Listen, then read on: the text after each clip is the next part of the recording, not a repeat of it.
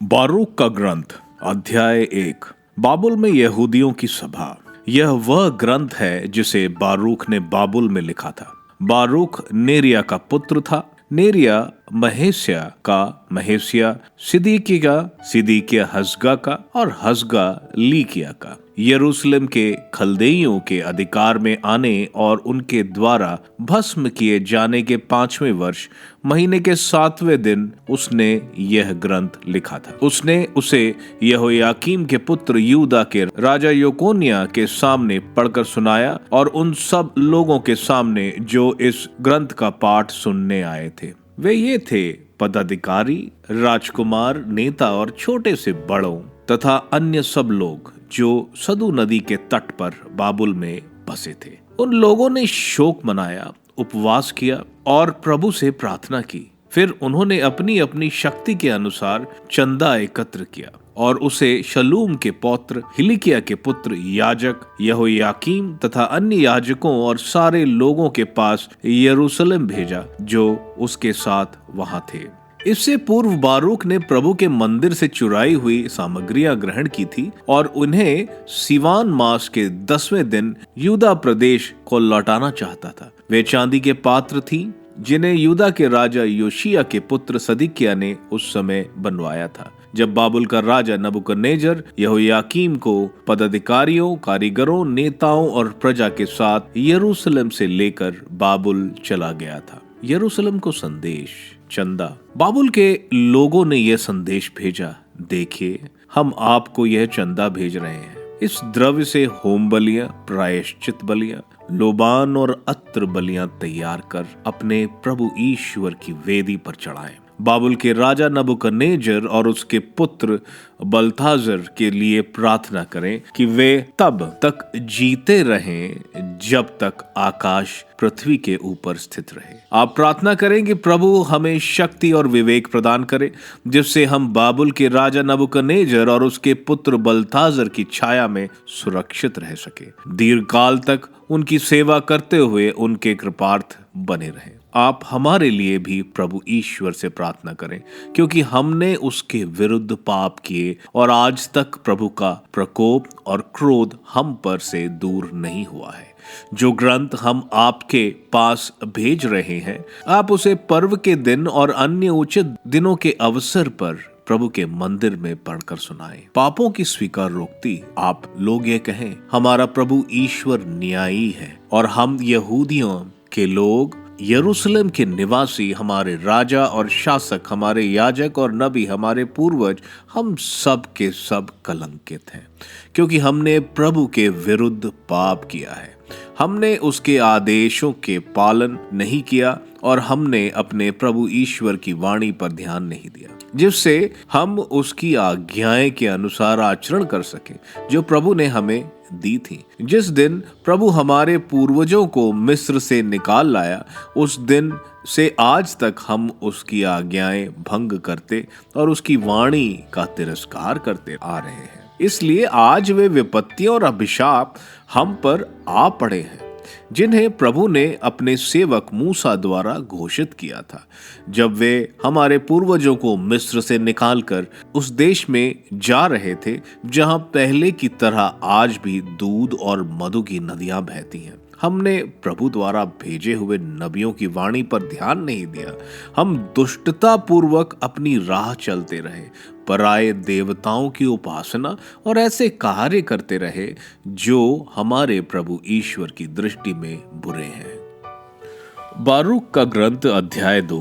इसलिए प्रभु ने अपनी चेतावनी पूरी की जो उसने हमें और इज़राइल पर शासन करने वाले हमारे न्यायकर्ताओं, हमारे राजाओं, हमारे नेताओं और इज़राइल तथा यूदा के लोगों को दी थी। अर्थात यह कि वह हम पर ऐसी भयंकर विपत्तियां ढा देगा जैसी आज तक पृथ्वी पर कभी नहीं हुई, जैसी मूसा की संहिता के अनुसार यरूशलेम में हुई थी। हम में कोई अपने पुत्र का मांस खाएगा और अपनी पुत्री का। उसने उन्हें हमारे आसपास के सब राष्ट्रों के अधिकार में दे दिया और उन्हें आसपास के सब राष्ट्रों के बीच बिखेर कर अपमान और आतंक का पात्र बनाया। हम शासक नहीं बल्कि दास बन गए, क्योंकि हमने उसकी वाणी का तिरस्कार किया और अपने प्रभु ईश्वर के विरुद्ध पाप किया। प्रभु हमारे ईश्वर के यहाँ न्याय है, किंतु हम और हमारे पूर्वज आज तक लज्जा के साथ उसके सामने खड़े हैं। जैसे प्रभु ने हमारे विरुद्ध कहा था,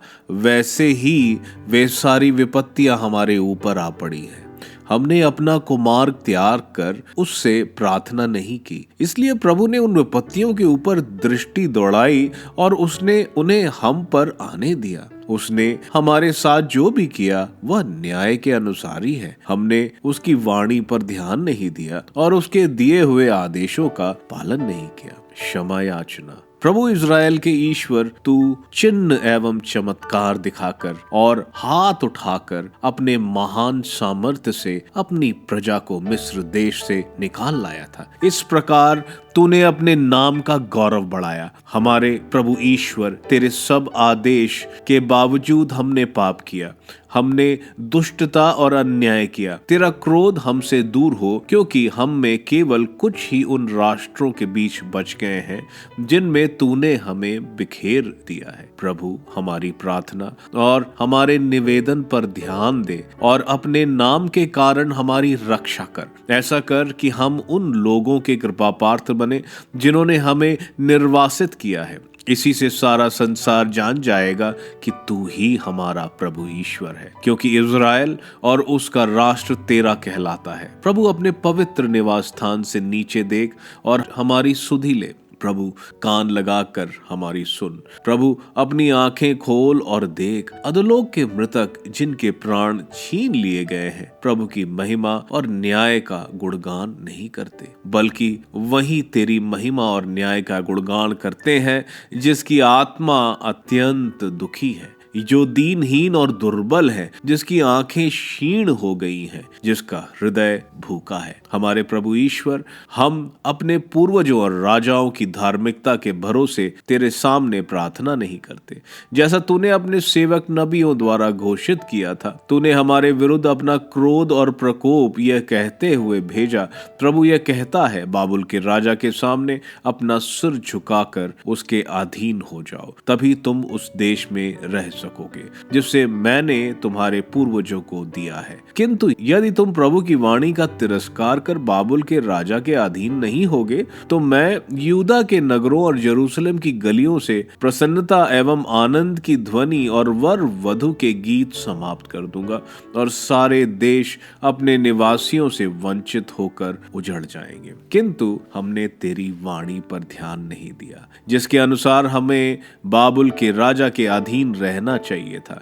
इसलिए तूने अपने सेवक नबियों द्वारा घोषित अपने इन शब्दों को परितार्थ किया कि हमारे राजाओं और हमारे पूर्वजों की हड्डियां उनकी कब्रों से निकाल ली जाए। अब वे दिन में ताप और रात में शीत में बिखरी पड़ी है। वे अकाल, तलवार और महामारी के कारण घोर कष्ट सहकर मर गए।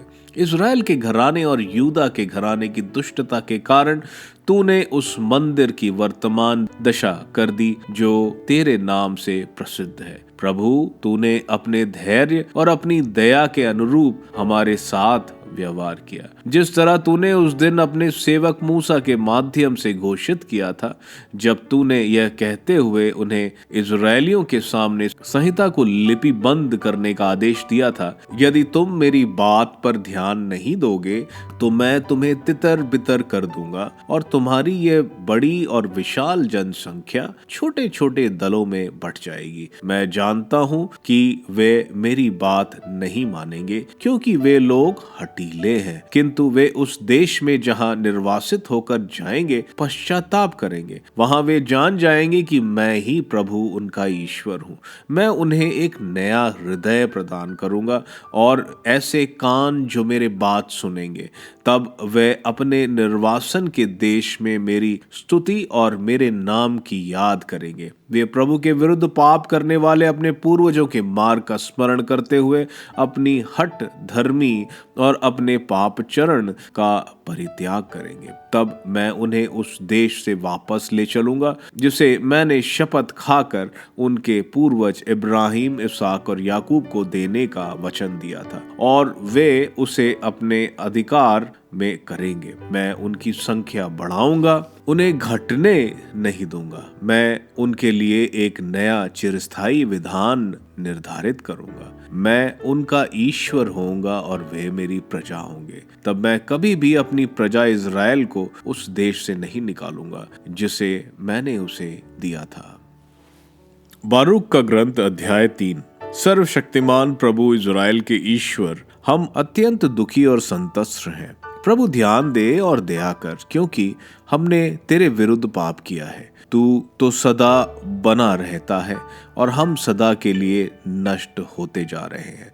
सर्वशक्तिमान प्रभु इज़राइल के ईश्वर, मृत्यु के पंजे में पड़े इज़राइलियों की प्रार्थना सुन, उन लोगों के पुत्रों की जिन्होंने तेरे विरुद्ध पाप किया। उन्होंने अपने प्रभु ईश्वर की वाणी का तिरस्कार किया और इसलिए हम विपत्तियों के शिकार बने। सारे हमारे पूर्वजों के कुकर्म भुला दे, क्योंकि अब अपना सामर्थ्य और अपना नाम याद कर। तू ही हमारा प्रभु ईश्वर है। प्रभु, हम तेरी स्तुति गान करेंगे। तूने हमारे मन में अपने प्रति श्रद्धा उत्पन्न की, जिससे हम तेरे नाम की दुहाई दें। हम अपने निर्वासन के देश में तेरी स्तुति गान करेंगे, क्योंकि हमने तेरे विरुद्ध पाप करने वाले अपने पूर्वजों के सब कुकर्म अपने हृदय से निकाल दिए।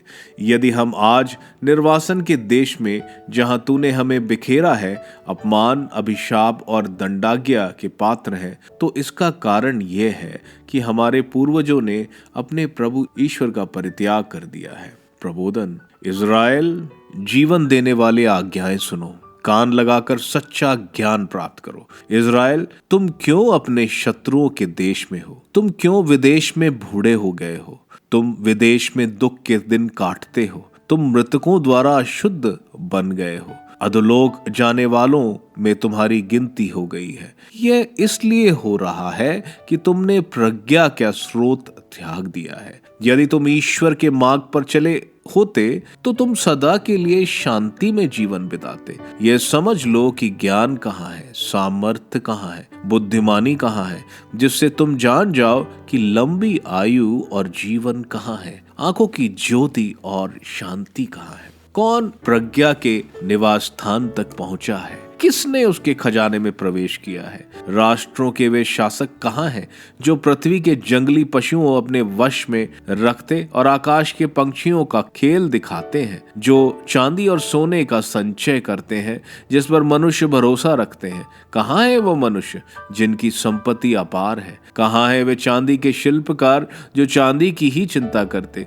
और जिनकी कला कल्पनातीत है? वे सब के सब नष्ट होकर अधोलोक में उतर चुके हैं और दूसरे लोगों ने उनका स्थान ले लिया है। एक नई पीढ़ी का उदय हुआ और वह पृथ्वी पर बस गई, किंतु उसने ज्ञान का मार्ग नहीं पहचाना। उसने उसके मार्ग का अध्ययन नहीं किया और उस पर एकदम ध्यान नहीं दिया।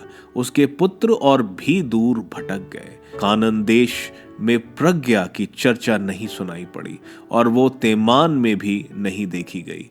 हगार के पुत्र जो पृथ्वी पर ज्ञान की खोज करते थे, मेरोन और तेमान के व्यापारी, कथाव्याचक और ज्ञान के पिपासु, उनमें कोई प्रज्ञा का मार्ग नहीं जान सका। उनमें कोई प्रज्ञा के पथ याद नहीं रख सका। इज़राइल, तेरे ईश्वर का निवास कितना महान है, कितना विस्तृत है उसके सामर्थ्य का क्षेत्र। वह महान है और असीम, वह ऊंचा है और अपरिमेय। वहां प्राचीन काल में एक ऐसी जाति उत्पन्न हुई जो भीमकाय और युद्ध कुशल थी, किंतु ईश्वर ने उसे नहीं अपनाया और उसे ज्ञान का मार्ग नहीं बताया। उसका विनाश हुआ क्योंकि वह स्वयं नासमझ थी। वह अपनी मूर्खता के कारण नष्ट हो गई। कौन प्रज्ञा लाने के लिए स्वर्ग गया? किसने उसके बादल के ऊपर से नीचे उतारा? किसने समुद्र पार कर उसका पता लगाया? किसने शुद्ध सोने से उसे खरीदा? कोई उसके यहाँ का मार्ग नहीं जानता, कोई उसके मार्ग की चिंता नहीं करता। प्रज्ञ ही प्रज्ञा की जनता, सर्वज्ञ ही उसका मार्ग जानता है। उसने अपनी बुद्धि से उसका पता लगाया है। उसने सदा के लिए पृथ्वी की नींव डाली है और उसे जीव जंतुओं से भर दिया है। वो प्रकाश भेज देता है और वो फल देता है, और वो उसे वापस बुलाता और वह कांपते हुए उसकी आज्ञा मानते हैं। तारे अपने अपने स्थान पर आनंद पूर्वक जगमगाते हैं। जब वह उन्हें बुलाता है तो वे उत्तर देते हैं, हम प्रस्तुत हैं। और वो अपने निर्माता के लिए आनंद पूर्वक चमकते हैं। वही हमारा ईश्वर है, उसकी बराबरी कोई नहीं कर सकता। उसने ज्ञान के सभी मार्ग का पता लगाया और उसे अपने सेवक याकूब को अपने परम प्रिय इज़राइल को बता दिया। इस पर प्रज्ञा पृथ्वी पर प्रकट हुई और उसने मनुष्यों के बीच निवास किया। बारूक का ग्रंथ अध्याय 4। प्रज्ञा ये है ईश्वर की आज्ञाओं का ग्रंथ, वह संहिता जो सदा बनी रहेगी। जो उसका पालन करेगा वह जीता रहेगा, जो उसे छोड़ देगा वह मर जाएगा। याकूब, लौटकर उसे ग्रहण करो, उसके प्रकाश में महिमा की ओर आगे बढ़ो। ना तो दूसरों को अपना गौरव दो और ना विदेशियों को अपना विशेष अधिकार। इज़राइल, हम कितने सौभाग्यशाली हैं। ईश्वर की इच्छा हम पर प्रकट की गई है। निर्वासितों को प्रबोधन। मेरी प्रजा ढारस रखो, तुम इज़राइल का नाम बनाए रखती हो। तुम विनाश के लिए गैर यहूदियों के हाथ नहीं बिकी हो। तुमने ईश्वर का क्रोध भड़काया था, इसलिए तुम अपने शत्रुओं के हवाले कर दी गई। तुमने अपने सृष्टिकर्ता को अप्रसन्न किया, क्योंकि तुमने ईश्वर को नहीं बल्कि देवताओं को बलि चढ़ाई थी। तुमने शाश्वत ईश्वर को भुला दिया, जो तुम्हें भोजन दिया करता था। तुमने यरूशलेम को दुख पहुंचाया, जिसने तुम्हारा पालन किया है। यरूशलेम की वाणी। यरूशलेम ने ईश्वर का क्रोध तुम पर आते देखा और कहा, सियोन के पड़ोसिनों, मेरे बात सुनो। ईश्वर ने मुझ पर बड़ा शोक भेजा। मैंने देखा कि शाश्वत ईश्वर ने मेरे पुत्र पुत्रियों को बंदी बनाकर निर्वासित किया है। मैंने आनंदित होकर उनका पालन पोषण किया, किंतु मैंने उनको आंसू बहाते हुए और दुखी होकर जाते हुए देखा। मैं विधवा था, सबसे परित्यागिता हूँ, कोई मेरा उपहास न करे। मैं अपनी प्रजा के पापों के कारण अकेली रह गई हूँ, क्योंकि उसने ईश्वर की संहिता का मार्ग छोड़ दिया है। उसने उसके आदेश का तिरस्कार किया। वह प्रभु की आज्ञाओं के मार्ग पर नहीं चली और उसकी धार्मिकता के अनुसार उसकी शिक्षा के मार्ग पर नहीं चली। सियोन की पड़ोसिनों, आओ, उस निर्वासन को याद रखो, जिसके द्वारा शाश्वत ईश्वर ने मेरे पुत्र पुत्रियों को दंडित किया। उसने एक दूरवर्ती राष्ट्र को उसके विरुद्ध भेजा, एक दुष्ट राष्ट्र को जिसकी भाषा अबोधगम्य थी, एक ऐसे राष्ट्र को जिसने ना तो बूढ़ों के प्रति श्रद्धा की और ना बच्चों के प्रति कोई दया। वह विधवा के प्रिय पुत्रों को ले गया। उसने उसे उसकी पुत्रियों से वंचित कर उसे अकेली ही छोड़ दिया। मैं कैसे तुम्हारी सहायता कर सकती थी? जिसने तुम पर विपत्तियां ढाई, वही तुमको अपने शत्रुओं को हाथ से छुड़ाएगा। तुम जाओ मेरे बच्चों, जाओ, मैं परित्यक्ता अकेली ही रह गई हूँ। मैंने शांति का वस्त्र उतारकर प्रायश्चित और प्रार्थना का टाट पहन लिया। मैं जीवन भर शाश्वत ईश्वर को पुकारती रहूंगी। मेरे बच्चों, ढारस रखो, ईश्वर की दुहाई दो, वह तुमको हिंसा से, शत्रु के हाथ से छुड़ाएगा। मुझे शाश्वत ईश्वर से तुम्हारे उद्धार का भरोसा है। परम पावन ईश्वर ने मुझे आनंद प्रदान किया। तुम्हारा उद्धारक शाश्वत ईश्वर शीघ्र ही तुम पर दया करेगा। जब मैंने तुमको जाते हुए देखा तो मैं दुखी होकर रोती थी, किंतु ईश्वर तुमको मेरे पास लौटाएगा और मैं सदा के लिए आनंदित और उल्लासित हो जाऊंगी। सियोन की पड़ोसिन अब तुम्हारा निर्वासन देखती हैं, किंतु वे शीघ्र ही तुम्हारे ईश्वर का भेजा हुआ उद्धार देखेंगी। वह उद्धार तुमको शाश्वत ईश्वर की महिमा और गौरव के साथ प्राप्त होगा। मेरे बच्चों, ईश्वर का भेजा हुआ प्रकोप धैर्य के साथ सहन करो।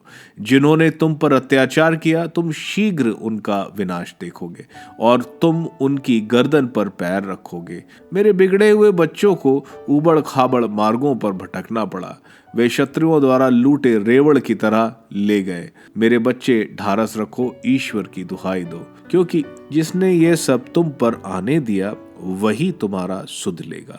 तुमने पहले ईश्वर से दूर हो जाने की बात सोची थी, अब 10 गुने उत्साह के साथ पास लौटने की चेष्टा करो, क्योंकि जिसने तुम पर इन विपत्तियों को आने दिया वही तुम्हारा उद्धार कर तुम्हें अनंत आनंद प्रदान करेगा। यरूशलेम को सांत्वना, यरूशलेम ढारस रख, जिसने तेरा नाम रखा वह तुझे सांत्वना देगा। उन लोगों पर शोक जिन्होंने तुझ पर अत्याचार किया और मेरे पतन पर आनंद मनाया। उन नगरों पर शोक जहां मेरी संतति दास थी, उस नगर पर शोक जिसने तेरी पुत्रों को कैद में रखा। उसने तेरे पतन पर आनंद मनाया, वह तेरे विनाश पर प्रसन्न हुआ, किंतु वह अपने उजाड़ पर शोक मनाएगा। मैं उसके बहुसंख्यक निवासियों का उल्लास मिटा दूंगा, उसका घमंड दुख में बदल दूंगा, क्योंकि शाश्वत ईश्वर बहुत दिनों तक उस पर आग बरसाएगा और वह बहुत समय तक व्रतों का ढेर बना रहेगा। यरूशलेम पूर्व की ओर देख डाल और वह आनंद देख जो ईश्वर की ओर से तेरे पास आ रहा है। तेरे पुत्र जिनको तूने जाने दिया अब आ रहे हैं। तेरे पुत्र ईश्वर की महिमा पर आनंद मनाते हैं, परम पावन के वचन पर पूर्व और पश्चिम से तेरे पास आ रहे हैं। बारूक का ग्रंथ अध्याय 5। यरूशलेम अपने शोक और संताप के वस्त्र उतार और सदा के लिए ईश्वर की महिमा का सौंदर्य धारण कर। तू ईश्वरीय न्याय का लबादा पहनकर अपने सिर पर प्रभु का दिया हुआ गौरव का मुकुट रख ले, क्योंकि ईश्वर पृथ्वी भर के लोगों पर तेरी महिमा प्रकट करेगा और सदा के लिए तेरा यह नाम रहेगा, न्याय की शांति और धार्मिकता की महिमा। यरूशलेम उठ खड़ा हो जा, पर्वत पर चढ़कर पूर्व की ओर दृष्टि लगा। देख, प्रभु की आज्ञा से तेरे पुत्र पश्चिम और पूर्व से एकत्र हो गए हैं। वे आनंद मना रहे हैं क्योंकि ईश्वर ने उनकी सुध ली है। शत्रुओं ने उन्हें बाध्य किया था, वे तुझको छोड़कर पैदल ही चले जाए, परंतु ईश्वर उन्हें राजसीय पालकी में बैठाकर तेरे पास वापस ले आ रहा है। ईश्वर का आदेश है कि हर एक ऊंचा पहाड़ और सभी चिरस्थायी पहाड़ियां समतल हो जाए और हर एक घाटी पाट कर भर दी जाए, जिससे इजरायली महिमा में प्रभु की रक्षा में सुरक्षित आगे बढ़ सके। ईश्वर के आदेश पर सभी वन और सुगंधित वृक्ष इजराइल पर छाया करेंगे, क्योंकि दयामय तथा न्यायी ईश्वर इजराइल को आनंद प्रदान करेगा और अपनी महिमा के प्रकाश से उसका पथ प्रदर्शन करेगा। बारूक का ग्रंथ अध्याय 6। यर्मियस का पत्र। यह उस पत्र की प्रतिलिपि है जिसे यर्मियस ने उन बंदियों के पास भेजा था जो बाबुल निवासियों के राजा द्वारा बाबुल ले जाए जा रहे थे, जिससे वह उन्हें ईश्वर का दिया हुआ संदेश सुनाए। तुमने प्रभु के विरुद्ध पाप किए, इस कारण बाबुल निवासियों के राजा नबूकदनेस्सर द्वारा तुम बंदी बनाकर बाबुल ले जाए जाओगे। बाबुल पहुंचकर तुम्हें वहां बहुत वर्षों तक, दीर्घ काल तक, 7 पीढ़ियां तक रहना पड़ेगा। इसके बाद मैं तुम्हें वहां से सकुशल लौटाऊंगा। अब तुम बाबुल में चांदी, सोने और लकड़ी के बनाए हुए देवताओं को देखोगे जो कंधों पर उठाकर ले जाए जाते हैं और जिन पर गैर यहूदी राष्ट्र श्रद्धा रखते हैं। तुम सावधान रहो, कहीं ऐसा ना हो कि तुम गैर यहूदियों जैसे हो जाओ और उन देवताओं पर श्रद्धा रखो। जब तुम भीड़ को उन देवताओं की आराधना करते और उन्हें जुलूस में ले जाते देखोगे तो मन में यह कहो, प्रभु तेरी ही आराधना करनी चाहिए, क्योंकि मेरा दूत तुम्हारे साथ है और वह तुम्हारे जीवन की चिंता करेगा। मूर्ति पूजा की व्यर्थता उन देवताओं की जिव्य शिल्पी द्वारा गढ़ी हुई है। उनका शरीर चांदी और सोने से मढ़ा हुआ है। वे मिथ्या है और बोल नहीं सकते। वे लोग अपने देवताओं के लिए सोने के मुकुट बनवाते हैं, मानो वे अलंकारण प्रिय कन्याएं हों। पुजारी कभी कभी वह सोना और चांदी अपने लिए काम में लाते और छज्जे पर की देवदासियों को भी उपहार के रूप में देते हैं। चांदी, सोने और लकड़ी के उन देवताओं को मनुष्यों की तरह वस्त्र पहनाए जाते हैं, किंतु उन वस्त्रों पर जंग लगता है और वे कीड़े का आहार बन जाते हैं। वे देवता बैगनी वस्त्रों से सुसज्जित हैं, किंतु मंदिर की धूल की मिट्टी परत उनके चेहरों पर से पोंछनी पड़ती है। कोई देवता क्षेत्रीय दंड अधिकारी की तरह हाथ में राजदंड धारण किए है, यद्यपि वह अपने प्रति अपराध करने वालों को मृत्यु दंड देने में असमर्थ है। कोई दाहिने हाथ में तलवार और फरसा धारण किए है, यद्यपि वो ना तो युद्ध से और ना डाकुओं से अपनी रक्षा कर सकता है। इससे पता चलता है कि वे देवता नहीं है, इसलिए उनसे मत डरो। देव मूर्तियों की असमर्थता। जैसे किसी आदमी का घड़ा पूरा टूट जाने पर बेकार हो जाता है, वैसे ही बेकार उनके देवता हैं, जिनकी प्रतिष्ठा उन्होंने उनके मंदिरों में की है। उनकी आंखें दर्शन करने वालों के पैरों से उड़ने वाली धूल से ढक जाती है। जिस प्रकार राजा के प्रति अपराध करने वाले व्यक्ति के चारों ओर सब दरवाजे बंद कर दिए जाते हैं क्योंकि उसे प्राणदंड मिला है, उसी प्रकार पुजारी फाटकों, अर्गलाओं और सिटकनियों से मंदिर को सुदृढ़ बना देते हैं, जिससे कहीं डाकू देव मूर्तियों की चोरी न कर ले। पुजारी अपने लिए कम मूर्तियों के लिए अधिक दीपक जलाते हैं, यद्यपि वह उनमें एक भी नहीं देख सकती। उनकी दशा उनके मंदिरों की किसी धरन जैसी है, जिसके विषय में यह कहा जाता है कि वह भीतर से खाई हुई है। उन्हें पता भी नहीं चलता कि उन्हें और उनके वस्त्र कीड़े खाया करते हैं। मंदिर के धुएं में उनके चेहरे काले हो जाते हैं। चमगादड़, अबिबल्ले और अन्य पक्षी उनके शरीर और सिर के ऊपर मंडराते हैं। बिल्लियां भी उन पर बैठ जाती हैं। इससे तुम जान जाओगे कि वह देवता नहीं है, इसलिए उनसे मत डरो। यदि कोई व्यक्ति उन पर मड़ा हुआ सोना साफ नहीं करे तो वह स्वयं उसे नहीं चमका सकती। जब वे मूर्तियां ढाली गईं तो उन्हें उसका पता नहीं चला। निष्प्राण होने पर भी वे मूर्तियां भारी दामों में खरीदी जाती हैं। उनके पैर नहीं होते, इसलिए वे मनुष्यों के कंधों पर उठाई जाती हैं और सबको उनकी असमर्थता का पता चलता है। उनके उपासकों को भी इस पर लज्जा होती है कि जब कोई मूर्ति गिर जाती है तो उन्हें उसे उठाना पड़ता है। यदि वे उन्हें खड़ा कर देते हैं तो वे हिल नहीं सकती। यदि वे झुकती हैं तो वो स्वयं खड़ी नहीं हो सकती। फिर भी उन्हें मृतकों की तरह भेंट चढ़ाई जाती है। पुजारी उन पर चढ़ाए हुए बलि पशु बेचते और उनसे लाभ उठाते हैं। उनकी पत्नियां कुछ अंश खारे पानी में डालकर बिगड़ने से बचती, किंतु भिखारी या असहाय को कुछ नहीं देती। रजस्वला और अशुद्ध स्त्रियां उनको अर्पित उनके चढ़ावे छूती हैं। इससे तुम जान जाते हो कि वह देवता नहीं, उनसे मत डरो। स्त्रियां उन चांदी, सोने और लकड़ी के देवताओं की सेवा करती हैं, तो उन मूर्तियों को देवता क्यों माना जाए? पुजारी फटे कपड़े पहने, सिर और दाढ़ी मुड़े, नंगे सिर उनके मंदिर में बैठते हैं। वे मृतक भोजों में सम्मिलित अतिरिक्त अतिथियों की तरह अपने देवताओं के सामने चिल्लाते और शोर मचाते हैं। पुजारी उनके वस्त्र चुरा कर ले जाते और उन्हें अपने पत्नियां और बच्चों को पहनाते हैं। यदि कोई उन देवताओं के साथ अच्छा या बुरा व्यवहार करे तो वे उसके विषय में कुछ नहीं कर सकते। वे ना तो किसी को राजा बना सकते हैं और ना किसी को सिंहासन से उतार सकते। वे ना तो धन दे सकते और ना कोई सिक्का। यदि कोई व्यक्ति उनके लिए मन्नत माने और उसे पूरी ना करे तो वह उससे लेखा नहीं मांगेंगे। वे ना तो मृत्यु से किसी मनुष्य की रक्षा कर सकते और ना बलवान के हाथ से दुर्बल को छुड़ा सकते। वे ना तो अंधे को दृष्टि प्रदान कर सकते और ना निरसहाय को सहारा दे सकते।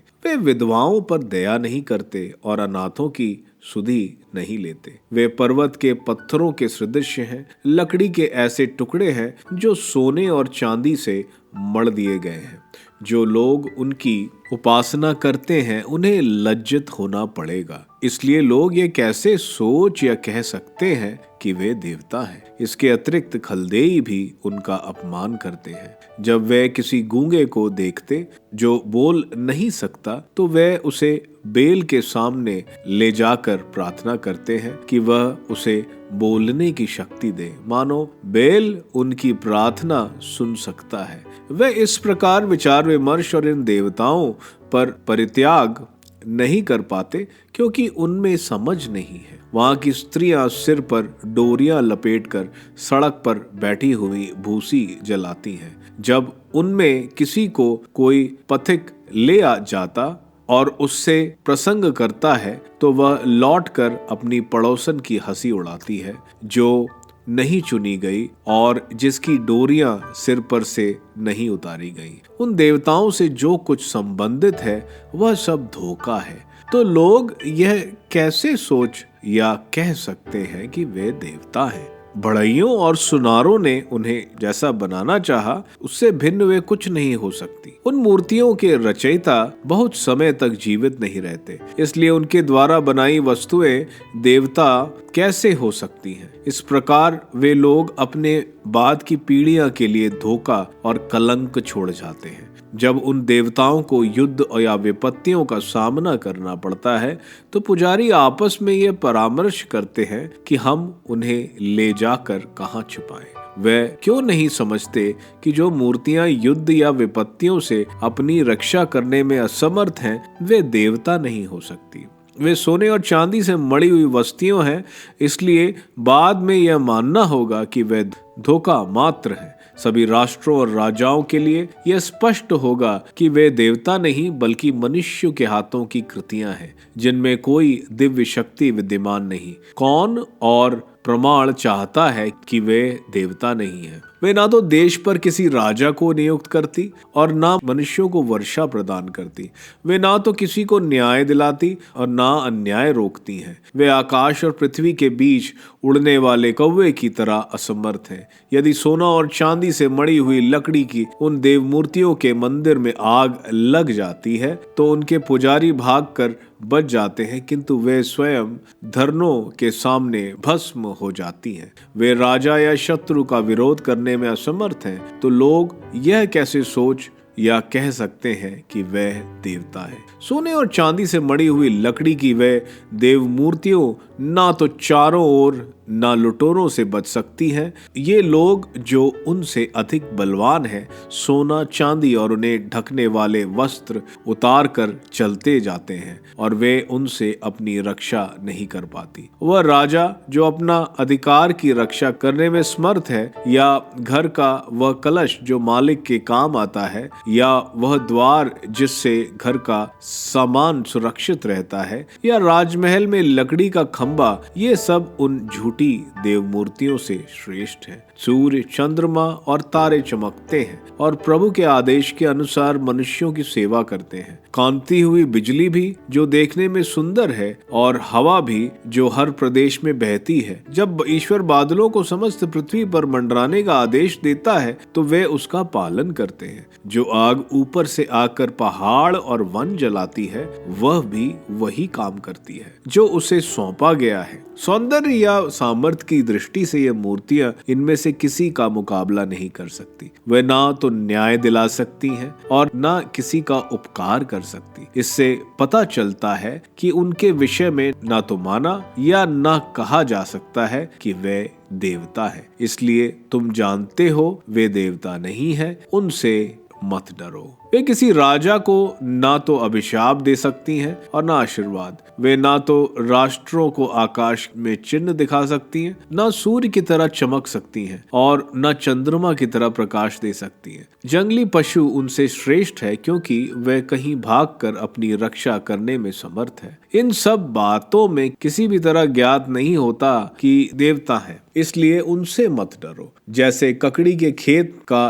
चंचा पुरुष किसी की रक्षा नहीं कर सकता, वैसे ही सोने और चांदी में मड़ी हुई लकड़ी की वे देव मूर्तियां भी, सोने या चांदी से मड़ी हुई उन लोगों की लकड़ी की देव मूर्तियां बगीचे की उस कटीली झाड़ी के सदृश है जिस पर पक्षी बैठ जाती है, और या उस शव के समान जो अंधेरी कब्र में रखी हुई है। यदि तुम देखोगी कि बैगनी और मलमल के उनके वस्त्र सड़ जाते हैं तो समझोगे कि वे देवता नहीं हैं। अंत में वे भी कीड़े के आहार बन जाएंगे और देश के लिए कलंक का कारण। धार्मिक मनुष्य के लिए यही अच्छा है, उसके कोई देव मूर्तियां नहीं हो, उसे लज्जित नहीं होना पड़ेगा।